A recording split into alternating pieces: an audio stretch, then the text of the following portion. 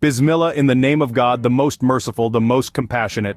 Welcome, dear seekers, to this sacred gathering where we embark on the profound journey of spiritual purification from the realm of the mind to the depths of the heart.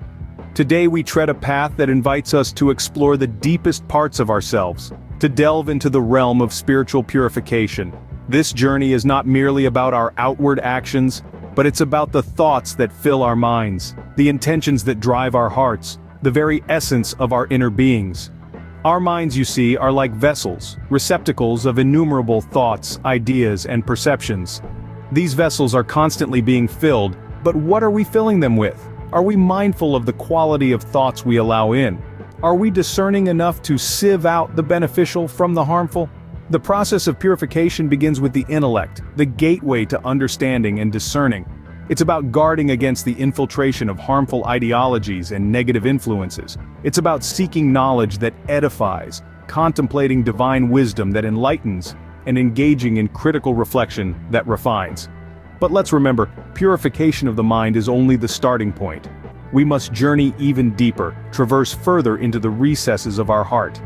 It's in the heart where our emotions reside, where our desires are kindled, where our spiritual existence finds its home. It's here that the real journey begins. Just as a precious gem can be veiled by layers of dust, our hearts too can become obscured by worldly attachments, egoistic tendencies, and heedlessness.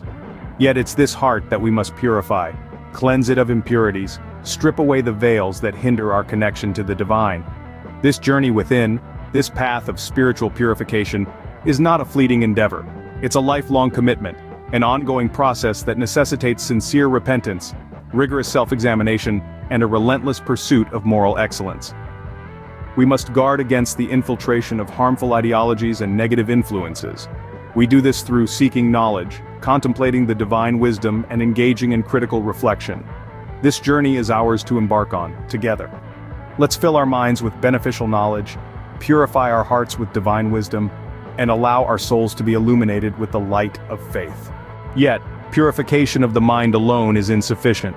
We must traverse deeper into the recesses of our being, into the seat of our emotions and desires, the heart. Yes, the heart. This is where the real journey begins. The heart is the locus of our spiritual existence, the place where faith takes root and blossoms. It's where we feel our connection to the divine most profoundly. But like a precious gem that's been veiled by layers of dust, our hearts can become obscured. Worldly attachments, egoism, heedlessness, these are the veils that can cloud our hearts, hindering our proximity to God. They create a fog that obscures our spiritual vision, making the path of purification seem distant and unattainable. But don't despair. Just as a gem can be polished to reveal its true brilliance, so too can our hearts be cleansed. And this cleansing, this purification, is not a destination, it's a journey of sincere repentance, of self-examination, and of a relentless pursuit of moral excellence. Repentance is the first step on this journey. It's about acknowledging our shortcomings, our transgressions, and turning back to God with a heart full of remorse. It's about seeking forgiveness not just for our actions but for our thoughts and intentions too. Next comes self-examination, the process of looking inward, of scrutinizing our thoughts, our intentions, our desires. It's about identifying the veils that obscure our hearts and working to remove them. And then we have the relentless pursuit of moral excellence. This is about striving to be the best version of ourselves, in thought, in word, and in deed. It's about embodying the virtues of patience, humility, generosity, and compassion. It's about living a life that reflects our spiritual aspirations. But remember, this journey is not a solitary one. We're not alone in our quest for spiritual purification. God is with us, guiding us, supporting us. His mercy is boundless, His love unconditional.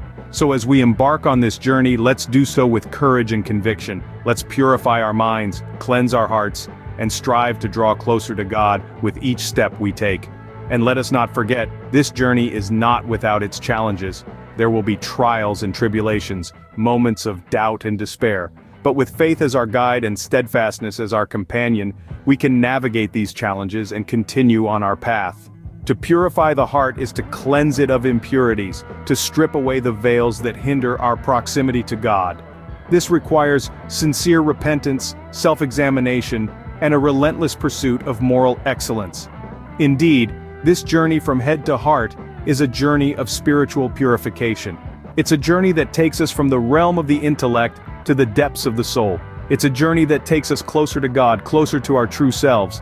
And it's a journey that, with God's grace and guidance, we can all embark on. But how do we embark on this sacred journey of the heart? We do so through acts of worship, through prayer, fasting, and charity. Deeds that nourish the soul and cultivate spiritual refinement.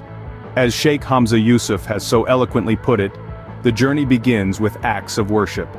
These are not mere rituals but divine tools designed to cleanse our hearts and strengthen our connection with the divine. Each prayer we offer is a step towards purification, a moment of surrender where we acknowledge our dependence on the divine. Fasting, too, is a powerful act of worship. It is not just about abstaining from food and drink, it's about self-discipline, self-control. It's about denying the self to feed the soul. It's a reminder that we are not just physical beings but spiritual ones who are capable of transcending our base desires for a higher purpose. Charity, on the other hand, is the act of giving without expecting anything in return. It's about selflessness, about putting others before ourselves. It's about understanding that everything we have is not truly ours, but a trust from the divine that we are meant to share. But these acts of worship are not ends in themselves. They are means to an end. And that end is the purification of the heart. As we engage in these acts of worship, we need to constantly check our intentions, ensuring that we are not doing them for show or for the praise of others, but solely for the pleasure of the divine.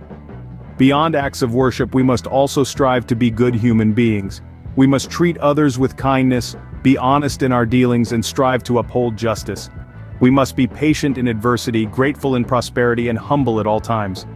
These are not just moral virtues but spiritual ones that reflect the purity of our hearts. As we embark on this journey of purification, we must remember that it's not an easy journey. It's a journey of struggle, of constant self-evaluation and self-improvement. It's a journey that requires patience, perseverance, and above all, reliance on the divine.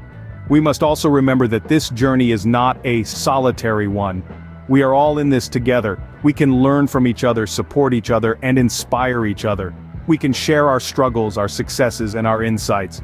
We can remind each other of the ultimate goal of this journey, which is not just to purify our hearts, but to draw closer to the divine presence. So let us embark on this journey together. Let us purify our minds, purify our hearts, and draw closer to the divine presence with each step we take.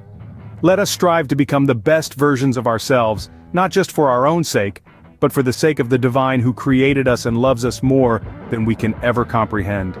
We embark on this journey together, purifying our minds, purifying our hearts, and drawing closer to the divine presence with each step we take.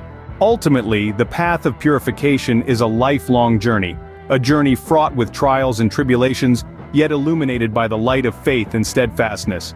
It's a journey that doesn't end with a single prayer, a single act of charity, or a single moment of insight. It's a journey that continues every day, every moment, with every breath we take. This journey, from the head to the heart, is not one that we undertake alone. It is a journey we share with our fellow seekers, our teachers, our families, and our communities. It's a journey that weaves together the threads of our individual experiences into a tapestry of collective spiritual growth and understanding. And while the path may be long, and the journey arduous, we are not without guidance or support. We have the wisdom of the Quran, the teachings of the Prophet Muhammad, and the insights of spiritual scholars like Sheikh Hamza Yusuf to light our way. We are also equipped with the tools of prayer, fasting, and charity, spiritual practices that not only cleanse our hearts but also strengthen our resolve.